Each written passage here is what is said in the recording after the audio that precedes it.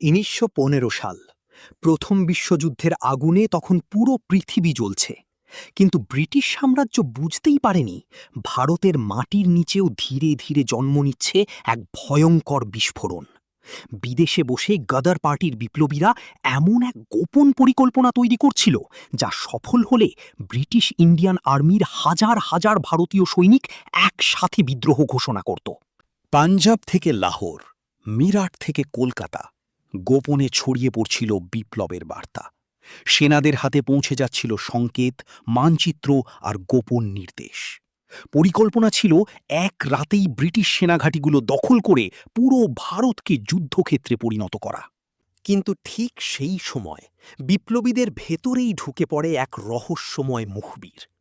British intelligence হঠাৎ জানতে পারে এমন কিছু তথ্য যা পুরো সাম্রাজ্যকে আতঙ্কিত করে তোলে।